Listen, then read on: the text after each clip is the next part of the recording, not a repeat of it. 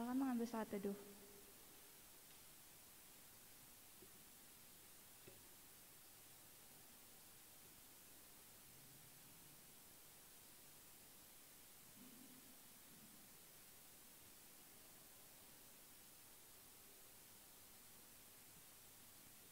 Rekan-rekan terkasih, mari berdiri menghadap hadiratnya yang kudus.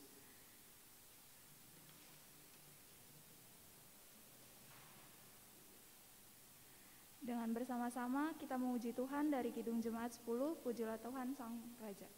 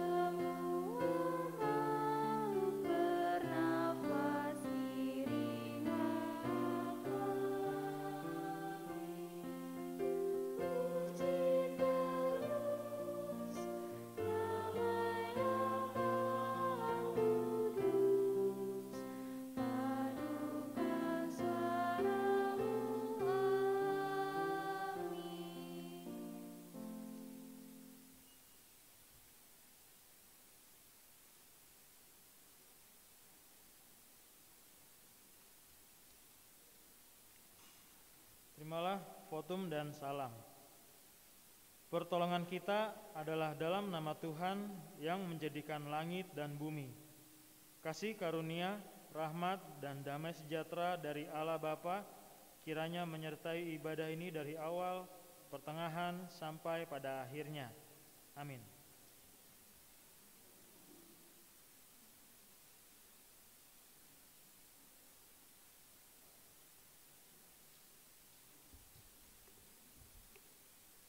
Kebesaran Allah tercermin dari pemeliharanya yang nyata, seperti yang telah tertulis dalam Mazmur 106 ayat 1-5.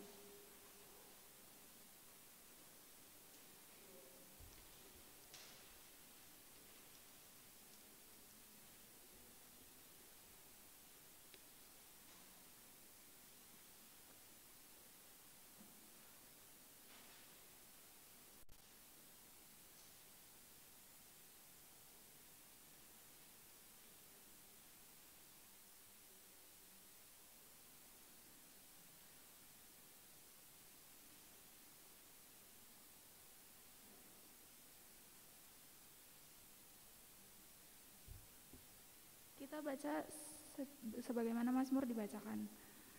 Saya membaca ayat yang keluar, teman-teman yang ke dalam. Mazmur 106 ayat 1-5 di bawah judul perikop, Kasih Setia Allah dan Ketegaran Hati Israel. Haleluya, bersyukurlah kepada Tuhan sebab Ia baik.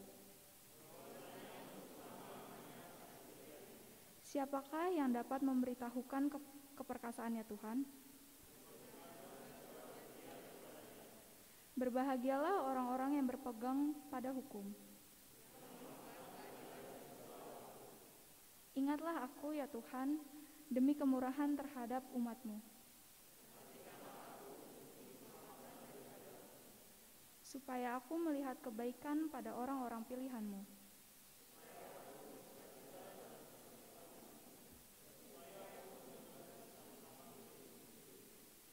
Mari kita kembali menaikkan pujian dari Kidung Jemaat 17, Tuhan Allah hadir.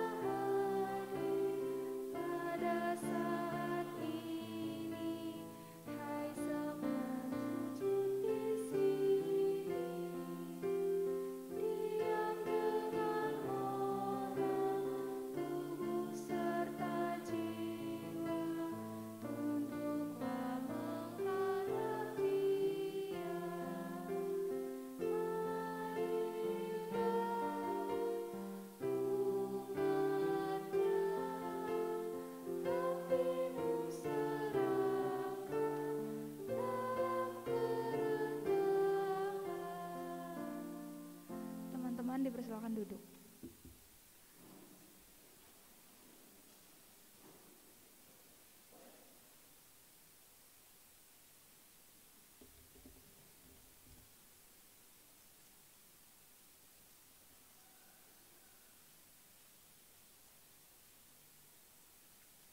Ya, kita akan masuk dalam pembacaan firman Tuhan. Dipersiapkan dulu Alkitabnya dari 2 Raja-Raja 7 ayat 1 sampai 16.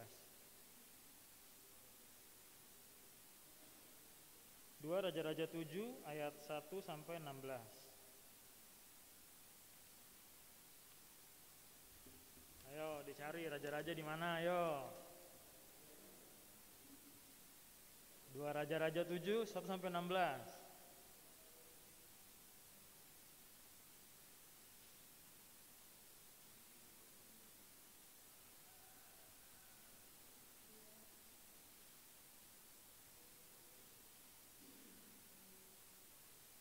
Dua raja-raja, ayo dekat apa tuh? Tawarik.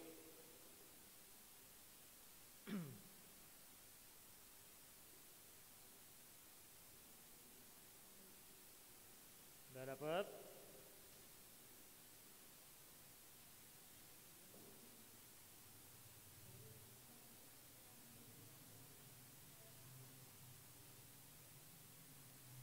Oke, 2 Raja-Raja 7 ayat 1 sampai 16. Sebelum kita masuk dalam pembacaan firman Tuhan, yuk mari kita satu dalam doa. Selamat pagi ya Bapa, puji dan syukur Tuhan kembali kami haturkan kehadirat-Mu Bapa. Begitu luar biasa kasih-Mu kepada kami hingga saat ini ya Bapa. Terima kasih jika pada pagi hari ini kami masih boleh merasakan Tuhan anugerah-Mu, nafas kehidupan satu hari yang baru ini ya Bapa. Dan saat ini ya Bapa, inilah kami anak-anak-Mu Bapa telah memberikan hati kami Bapa untuk datang ke tempat-Mu di sini melaksanakan ibadah gabungan teruna ya Bapa. Kami akan membaca, merenungkan akan firman-Mu ini ya Bapa. Kiranya Tuhan penuhi kami dengan Roh Kudus-Mu Bapa, agar kami bisa benar-benar Tuhan siap menerima akan firman-Mu ini ya Bapa. Berkati hati, pikiran kami ya Bapa, berkati telinga kami, perhatian kami Bapa, biar sepenuhnya Tuhan Engkau yang kuasai Bapa. Sehingga ketika firman ini disampaikan, kami bisa memahaminya dengan baik, dan kami bisa dimampukan untuk melakukannya dalam kehidupan kami sehari-hari ya Bapa. Terima kasih ya Tuhan, berkati juga hamba ya Tuhan, berikan hamba hikmat-Mu, berkati hati, pikiran hamba dan mulut hamba, sehingga apa yang keluar dari hamba ini Bapa bisa menjadi firman yang baik ya Bapa. Terima kasih ya Tuhan, di dalam nama Tuhan Yesus kami siap untuk menyambut firman-Mu ya Bapa. Amin. Oke. Kita akan membaca firman Tuhan. Untuk menghormati firman Tuhan, mari kita berdiri.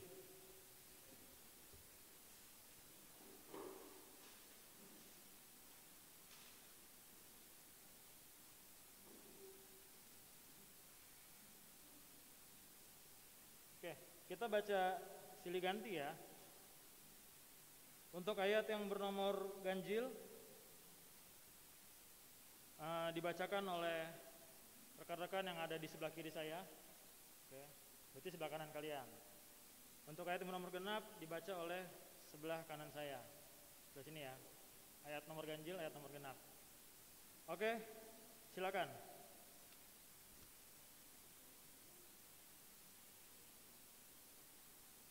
Dari sebelah sini dulu.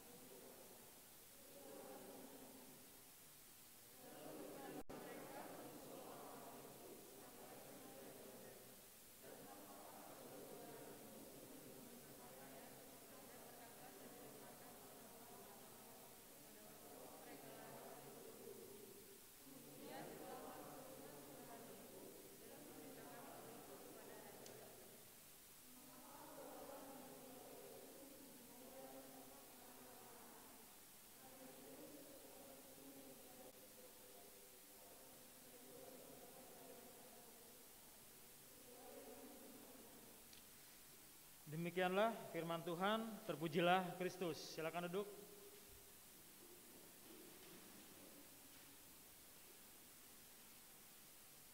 Oke, shalom. Nah, gitu dong. Ini tadi baca Alkitabnya lemes-lemes banget, belum sarapan apa gimana ya? Hah? Pegel nggak? Pegel nggak? Pegel nggak? Kirain pegel baca 16 ayat, ya kan? Panjang banget lagi ceritanya. Ada yang ngerti nggak jalan ceritanya bacaan kita hari ini nih? Atau malah bingung nih cerita tentang apaan sih? Kira-kira ada yang nangkep nggak?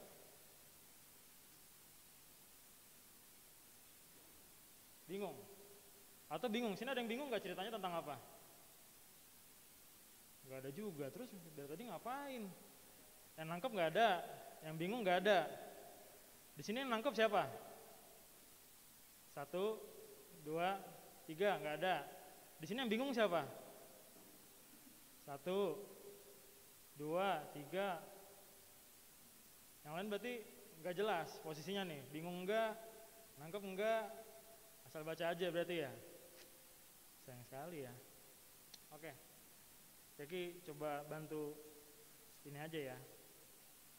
Mencoba menyederhanakan, semoga jadi sederhana ceritanya ya. Jadi cerita hari ini nih digambarkan pada saat itu kondisinya lagi terjadi peperangan antara Raja Israel, orang Samaria sama Aram, Raja Aram. Jadi ceritanya tuh si Samaria ini, orang Samaria lagi dikepung sama pasukan Raja Aram. Dampaknya adalah kelaparan di kota itu. Nah, gambarannya sekelaparan apa sih kondisinya? Ini sebenarnya kayak pas baca juga agak-agak ngilu ya, dan kayak aduh mantep banget lah. Kita baca di ayat 28 di sebelumnya tuh, di atas-atasnya. Ayat 28, ini gantian kakek yang bacain deh ya. Kita sambil perhatikan sama-sama. Menggambarkan seberapa seremnya sih kondisi kelaparan itu. Ayat 28, pasal 6. Kemudian bertanyalah raja kepadanya, ada apa? Jawab perempuan itu, perempuan ini berkata kepadaku, berilah anakmu laki-laki supaya kita makan dia pada hari ini, dan besok akan kita makan anakku laki-laki. Jadi kamu memasak anakku dan memakan dia. Jadi kami memasak anakku dan memakan dia.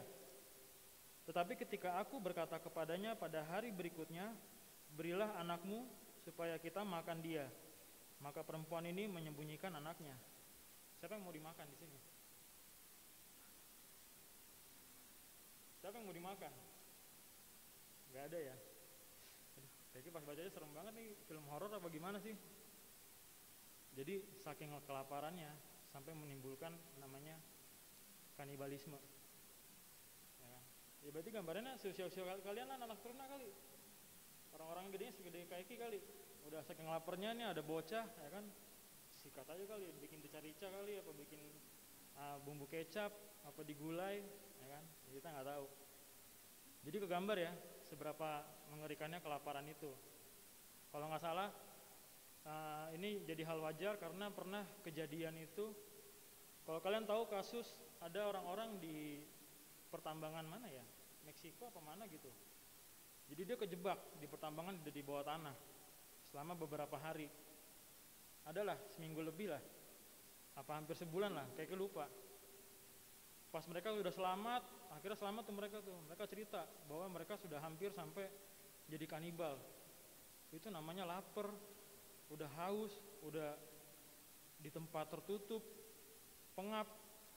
Kebayang ya, jadi udah saking kelaparannya, jadi ngelihat teman aja tuh udah rasa fried chicken kali, McD, KFC, udah ngebayangin wah enak banget nih, teman gue digoreng tepung enak kali ya, gue ceceng-ceceng enak kali ya, udah saking segitunya kelaparannya. Oke. Nah di sini masuklah di bacaan kita itu cerita tentang si Elisa ya. Kenapa Elisa? Karena ini zamannya dia, si Nabi Elisa ini. Jadi ketika ini kan laporan perempuan itu yang anaknya dimakan itu kepada raja. Akhirnya raja menyalahkan si Elisa ini jadi penyebab kenapa kita akhirnya kesusahan. Dianggapnya ini Tuhannya Elisa nih jadi penyebab kita mendapatkan bencana malapetaka. Padahal di saat itu adalah kesalahan raja-raja Israel sendiri yang menyembah berhala. Akhirnya Tuhan kasih hukuman. Nah, di bacaan kita dimulai dengan sebuah nubuatan, teman-teman. Jadi ini ayat 1 sampai ayat kedua ini nubuatan. Jadi raja yang ngadep ke Elisa hari ini, Elisa bilang lewat perwiranya ya. Elisa bilang kalau besok bakalan ada apa tuh? Sesukat tepung yang terbaik berharga sesikal dan 2 sukat jelai berharga sesikal juga di pintu gerbang Samaria. Ya. Jadi katanya nanti besok. Jadi laporannya hari ini, kejadiannya besok. Kata Elisa gitu, pokoknya besok tunggu aja bakal ada makanan dengan harga yang murah karena kan kondisinya ekonomi lagi mahal-mahal banget bahan-bahan makan, jadi kelaparan itu. Udah besok tunggu aja bakal ada makanan-makanan yang murah, kita bisa dapat banyak. Karena si perwira ini dia nggak percaya, yang bener lu, gitu kan, bahasa sekarang gitulah. Ya udah kalau lu nggak percaya besok lu bakal lihat sendiri, tapi inget lu nggak bakalan dapat apa-apa dari makanan-makanan itu, katanya Elisa. Ya, Elisa ini berdasarkan firman Tuhan. Oke, selesai sampai di situ. Baru ayat 3 sampai 16 ini kejadiannya nih, runtutannya. Ya. Jadi ada 4 orang kusta. Kalian tahu penyakit kusta nggak? Tahu penyakit kusta nggak? Penyakit kusta itu penyakit kulit. Ya. Katanya, kayak juga belum pernah lihat sih gambarannya, cuma katanya kusta itu bisa bikin kulit kita tuh gatel banget, sampai saking gatelnya tuh digambarkan digaruk pakai beling pun tetap gatel dan bisa bernanah di sekujur tubuhnya. Jadi di masa itu penyakit kusta dianggap sebagai kutukan dari Tuhan. Berarti bikin dosa banyak, makanya Tuhan kasih kutukan berupa penyakit kusta. Ya. Dan 4 orang kusta ini adalah orang-orang yang disingkirkan pada masa itu, keluar kota. Ya. Mereka juga kelaparan segala macam dan mereka berunding bahwa gimana nih, kita kalau diam di sini kita mati. Kalau kita masuk ke kota lagi, yang ada kita ditolak sama warga, diusir, ya mungkin bisa jadi kita dimatiin juga di situ. Atau peluang terakhir kita masuk ke pasukan Aram, terus ya udah kita berpasrah diri. Kalau kita dibiarkan hidup ya kita hidup, kalau kita dibiarkan mati ya udah kita mati juga. Akhirnya apa? Di situ mereka membuat keputusan, ya udah deh, dengan segala perhitungan yang ada, pertimbangan ada, ya udah deh kita ke pasukan Aram aja deh, sambil berharap kalau Tuhan bakal menolong mereka. Itu keputusan yang mereka ambil. Jalanan mereka, singkat cerita, akhirnya pasukan Aram ini di-prank sama Tuhan. Tahu prank kan ya? Ngerti kan ya? Dikerjain lah, bahwa digambarkan bahwa mereka mendengar sebanyak suara pasukan beribu-ribu. Mereka takut, dikiranya wah kita mau diserang nih sama Raja Israel supaya kita dibunuh, dibasmi. Padahal nggak ada. Mereka kabur terbirit-birit. Akhirnya ketika orang kusta itu datang sampai ke perkemahan pasukan Aram, mereka mendapati kemah-kemahnya kosong, sedangkan banyak perbendaharaan di sana, makanan, perhiasan, harta, bahkan ternak-ternak mereka juga ditinggalkan. Berarti kan dapat rezeki durian runtuh ya kan? Ya udah, singkat cerita mereka nikmatin itu, terus mereka simpan buat mereka sendiri, tadi kan digambarkan ya, diambil terus mereka menyembunyikannya. Tapi ada satu yang bilang, bro kayaknya nggak baik nih kita begini nih. Sedangkan kita dapat kabar baik, kita dapat banyak makanan di sini, tapi orang-orang di dalam kota tuh sedang kelaparan. Ini kita nggak baik nih. Gimana kalau kita laporkan ke raja mengenai hal ini?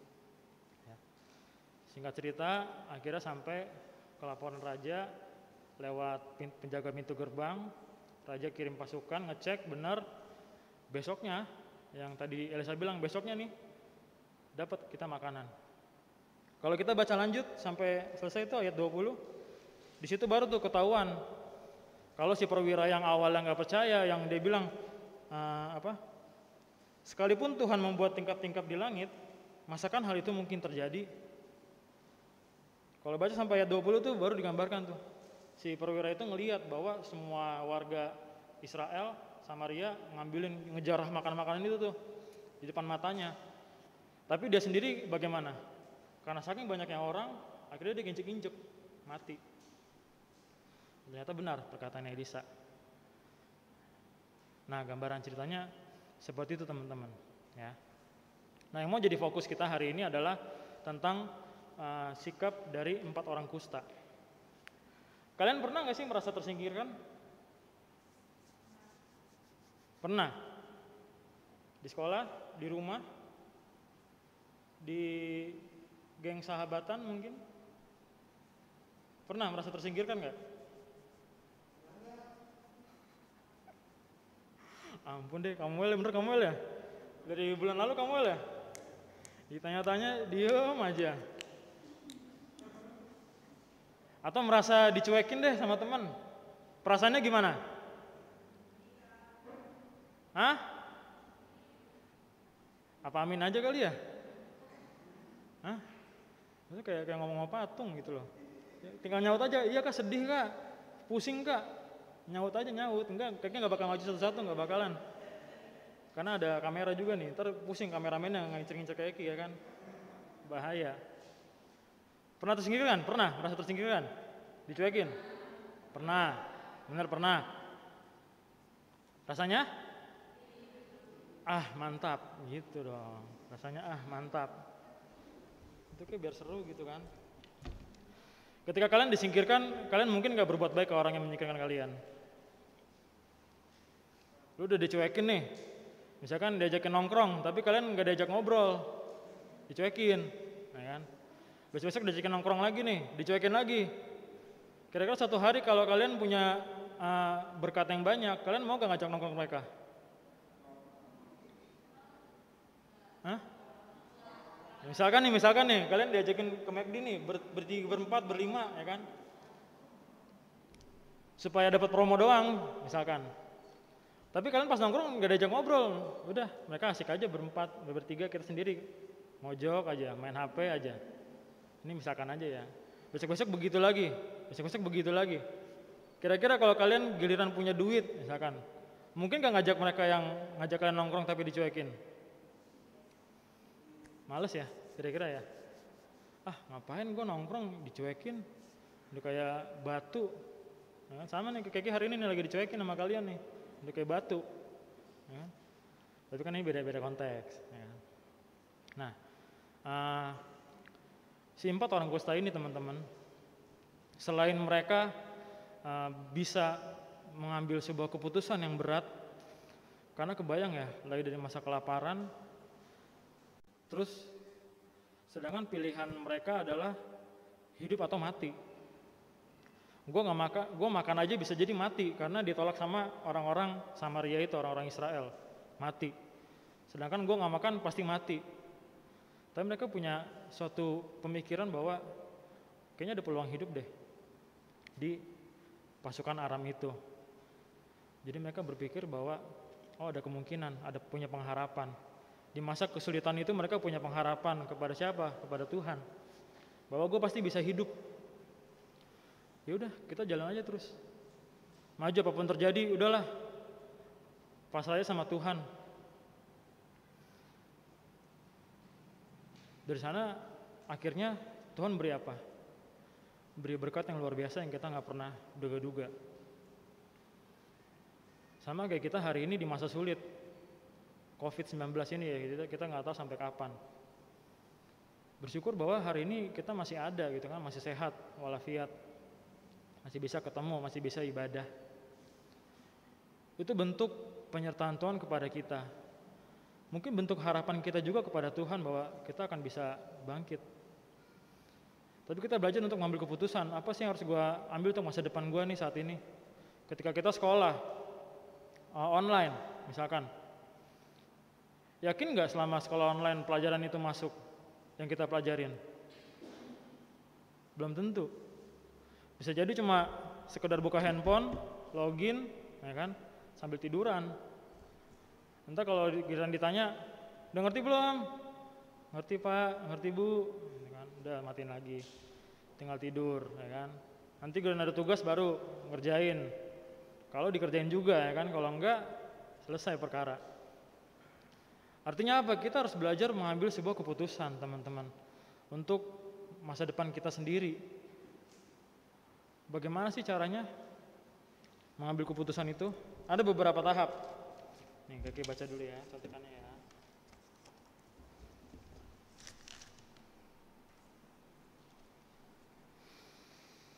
Yang pertama adalah berharap kepada Tuhan. Itu satu hal kita sebagai orang Kristen, bahwa diajarkan kita punya iman, pengharapan, dan kasih ya. Pengharapan itu penting buat kita orang Kristen. Kenapa? Karena ketika kita nggak berharap, kita sama aja menista Tuhan yang hidup. Berharap sama Tuhan satu. Yang kedua, kita punya keinginan kuat. Keinginan kuat buat apa sih Kak? Buat maju. Maju kemana ya? Maju menuju masa depan kita yang baik dong. Ketika kita punya harapan, misalkan saya pengen banget Kak jadi pilot misalkan. Kita harus punya keinginan kuat bahwa pokoknya gue harus belajar yang benar supaya jadi seorang pilot yang baik. Gimana caranya? Cari tahu, tanya, sharing ke guru, ke teman, atau sekarang bisa buka Google bagaimana belajar menjadi seorang pilot yang baik. Kita belajar dengan sungguh-sungguh. Kita cari tahu pelajarannya dari fisika mungkin, atau dari ilmu sosial yang lain, geografi misalkan. Memetakan sebuah wilayah. Belajar dari sana akhirnya kita punya keinginan kuat. Selain berharap, kita punya keinginan yang kuat. Habis itu kita pertimbangkan, ada pertimbangan bahwa kira-kira kalau gue untuk sampai ke pilot, apa yang harus gue lakukan ya pertimbangannya. Yang pertama misalkan orang tua ekonominya kurang, harus cari dari mana ya? Oh, cari beasiswa misalkan. Kedua, misalkan sudah dapat beasiswa, ternyata sekolah pilotnya jauh di luar kota. Bagaimana ya ketika nanti lulus harus jauh dari orang tua? Pertimbangan. Jadi banyak pertimbangan ya supaya matang. Setelah berharap, setelah punya keinginan kuat, setelah ditimbang-timbang, muncul tindakan. Oke, plan A 1 harus belajar. Kedua, cari informasi mengenai sekolah pilotnya di mana. Ketiga, biayanya berapa, bla bla, langsung jalanin satu persatu. Oke, setelah semua tindakan itu nyata, sudah dilaksanakan dan berbuah hasil, kemudian apa? Kita bersyukur. Kenapa bersyukur? Ya karena Tuhan sudah kasih kita jalan untuk mencapai masa depan kita. Ya. Nah, poin bersyukur ini yang tadi Keke tanya di awal, masalah kalian disingkirkan. Ini satu poin yang penting menurut Keke karena ini susah sih. Ya. 4 orang kusta tadi tuh, ketika mereka sudah kesusahan, sakit kulit, badan lemas, ya kan, kelaparan. Ini kan sekarang lagi bulan puasa nih. Kalian ya ada yang ikut puasa nggak sih? Iseng-iseng gitu ikut puasa? Atau pernah puasa mandiri?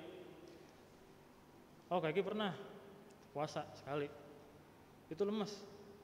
Asli lemes, orang nggak pernah puasa ya. Pas puasa lemes, kepala belakang sakit, ya kan? Pusing banget, kunang-kunang. Itu pun puasanya cuma puasa makan, nggak puasa minum. Kebayang kalau puasa minum ya, bau jigong misalkan, mau ngomong gak enak, mulut agak-agak lengket, ya kan? Kebayang ya, satu hari. Nah ini orang-orang kusta ini udah penyakitan badannya, terus kelaparan, terus ditolak sama warga, sama orang-orang, disingkirkan. Ya. Tapi Tuhan kasih mereka berkat yang melimpah lewat pasukan Aram ini. Dan hebatnya mereka bisa bilang, ini kita nggak baik loh, nikmatin ini sendirian. Itu bentuk rasa bersyukurnya dia tuh. Ketika apa yang sudah didapat, mereka bersyukur. Gila, gue nggak baik banget nih dengan ini sendirian. Padahal tadi kita udah ditolak, orang kusta itu udah ditolak. Tapi mereka masih mau ingat sesamanya. Tahapan terakhir itu adalah berbagi dengan sesama lewat kasih. Sama seperti orang kusta tadi. Dia dapat berkat yang banyak, pasokan makanan yang banyak, bahkan harta yang banyak. Mereka ingat sama sesama mereka di dalam kota yang kelaparan. Mereka punya kasih itu dan mereka mau bagikan. Ya. Jadi poinnya adalah bahwa kita harus belajar benar-benar ketika dalam kesulitan sekalipun kita harus berpengharapan lebih sama Tuhan dan siap mengambil keputusan yang besar dalam hidup kita. Walaupun kita nggak tahu nanti ujungnya seperti apa. Tapi di balik itu semua, bahwa di dalam kesulitan sekalipun kita harus ingat sama sesama kita, menolong mereka supaya kasihnya Tuhan itu bisa tersampaikan kepada sesama kita, yang akhirnya kita semua bisa merasakan berkat yang luar biasa dari Tuhan. Ya, jadi teman-teman, di masa pandemi sekarang juga kita jangan hanya memikirkan diri kita sendiri, tapi coba belajar untuk melihat sesama kita yang kesulitan, apa sih yang harus kita bantu, apa sih yang harus kita tolong, bagaimana kasih kita bisa sampai ke sesama kita. Ada yang mau nanya? Oh, salah nanya, kayaknya nggak usah nanya deh, langsung amin aja ya. Nggak tahu kenapa ya, harus disetrum atau gimana nih supaya setiap kali interaksi itu kayaknya tidak ada feedback. Kepentingan Instagram live aja kali ya, lebih jelas gitu, kan ngadepin kamera terus ya udah kita tahu kita ngomong sama kamera gitu, nggak ada yang nyautin ya, nggak ada bedanya ya kan. Oke, teman-teman, ini yang bisa Kaki bagikan hari ini, bahwa berharaplah kepada Tuhan dan harus ingat kepada sesama kita bahwa kita nggak usah takut menghadapi setiap kesulitan dalam hidup kita ya. Mungkin sekarang struggle-nya masih belajar, masih sekolah ya. Itu cukup sulit karena Kaki pun merasakan. Sekarang lagi kuliah juga ya begitulah, begitu sulitnya untuk menerima ilmu yang ada. Tapi please jangan pernah berhenti berharap dan belajar untuk mengambil keputusan-keputusan penting dalam hidup kita. Semoga firman ini bisa memberkati kita. Demikianlah firman Tuhan. Amin. Kita respon firman Tuhan dari Gita Bakti 327. Jangan kamu takut. Bait 1 dan 2.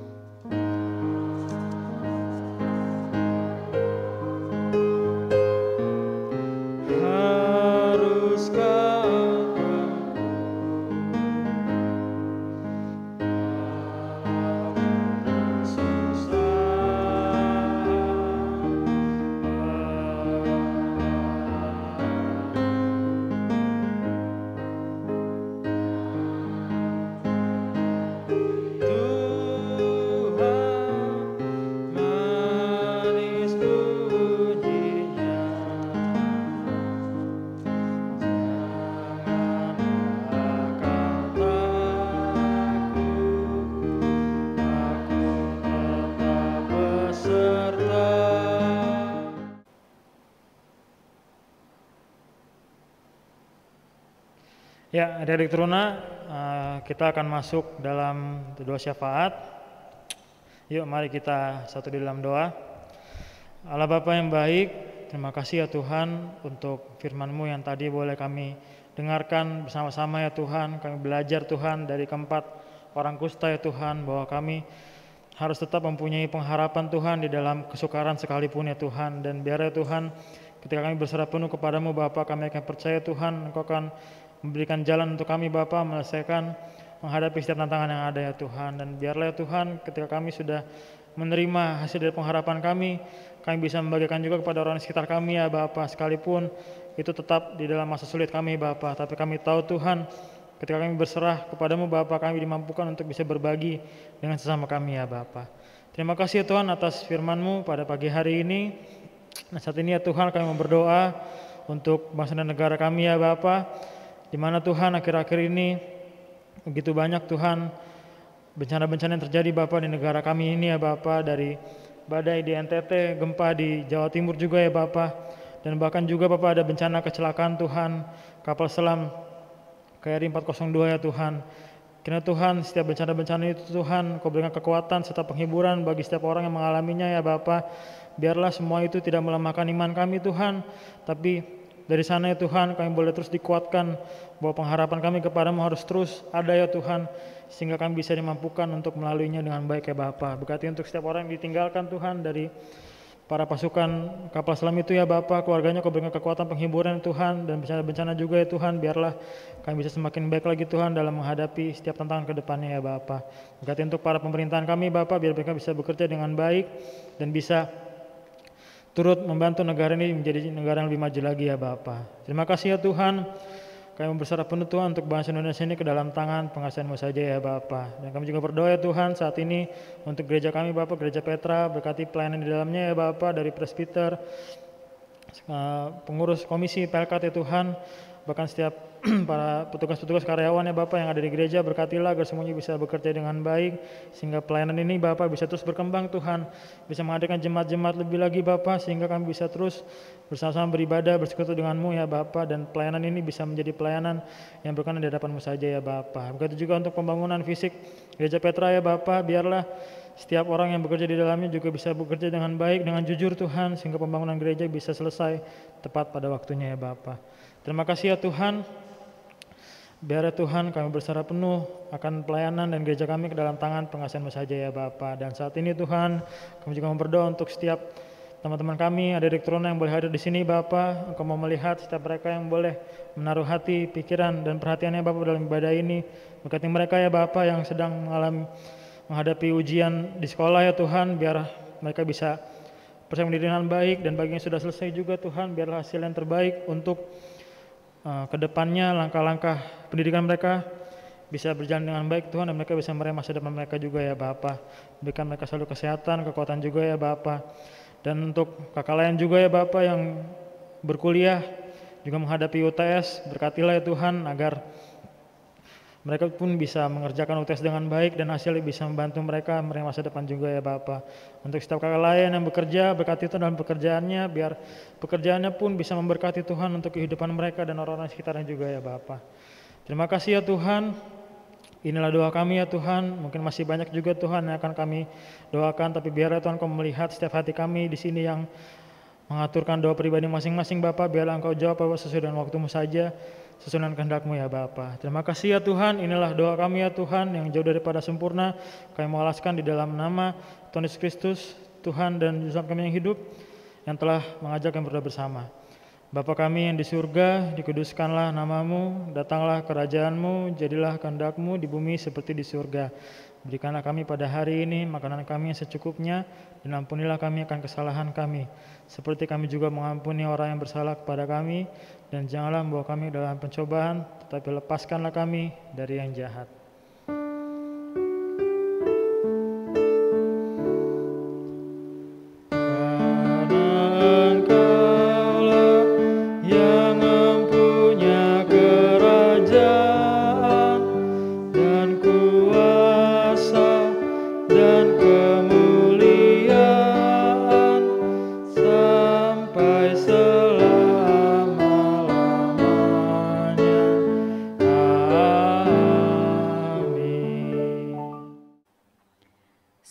landasan kita memberikan persembahan syukur sesuai dengan firman Tuhan yang terambil dari 2 Korintus 9 ayat 7 yang mengatakan, "Hendaklah masing-masing memberikan menurut kerelaan hatinya, jangan dengan sedih hati atau karena paksaan, sebab Allah mengasihi orang yang memberi dengan sukacita." Mari kita memuji Dia dari Gita Bakti 79, beri padanya.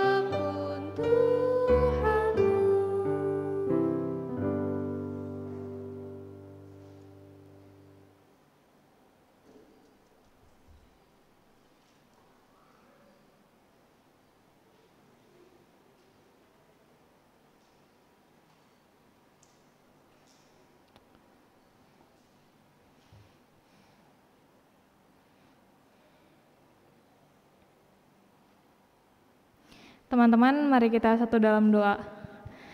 Terima kasih Tuhan, kami mengucap syukur untuk semua berkat yang boleh Tuhan berikan kepada kami, sehingga kami boleh memberikan persembahan ini Tuhan. Kiranya Tuhan memberkati persembahan ini, agar persembahan ini boleh berkenan di hadapan Tuhan. Tuhan juga boleh berkati kami Tuhan, agar kami bisa menjadi saluran berkat untuk orang-orang yang membutuhkan di sekitar kami. Terima kasih Tuhan Yesus, hanya dalam nama-Mu kami sudah berdoa dan mengucap syukur, haleluya, amin. Shalom. Pertama-tama mengucapin terima kasih untuk pelayan firman kita hari ini, Kak Eki, dan untuk pemusik kita hari ini, Hans, dan untuk kakak-kakak yang bertugas, terima kasih. Untuk tim Mulmed dan tim Satgas juga terima kasih. Warta Teruna yang pertama itu adalah ibadah Teruna minggu depan akan kembali live streaming di Instagram Teruna. Buat adik-adik yang belum follow, boleh follow Teruna dulu di @pelkat_pt_GPIB_Petra.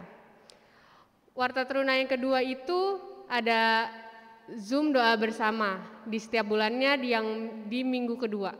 Buat adik-adik yang belum ikut join, boleh ikut join juga. Dan untuk kakak-kakak boleh remind adik-adiknya untuk ikut join Zoom. Yang ketiga itu ada persembahan. Di setiap minggunya kita kan kasih persembahan, adik-adik boleh store persembahan sendiri ke gereja atau dibawa di saat ibadah gabungan. Demikian Warta Teruna dibacakan, terima kasih.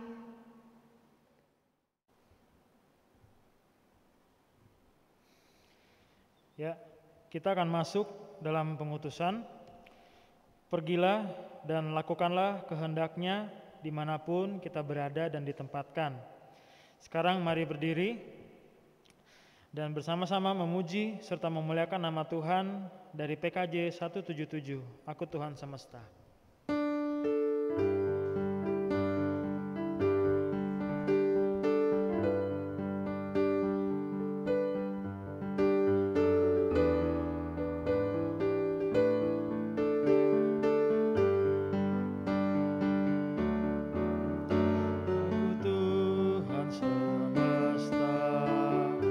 Ceritamu ku dengar, kau di dunia yang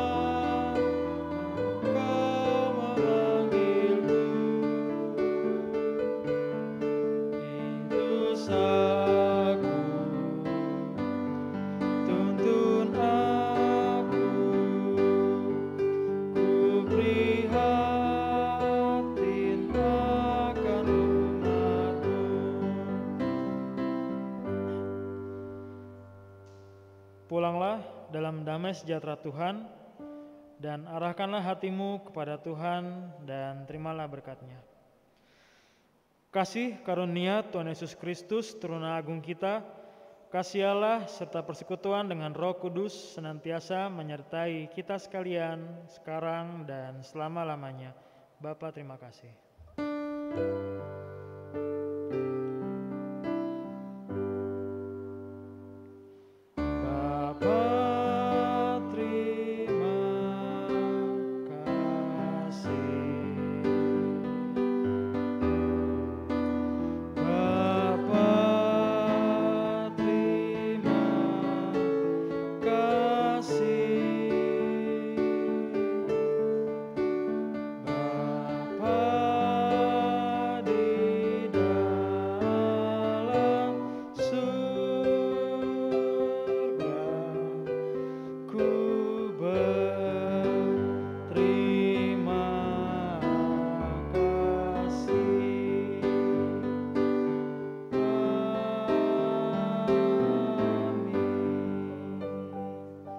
Silakan saat teduh.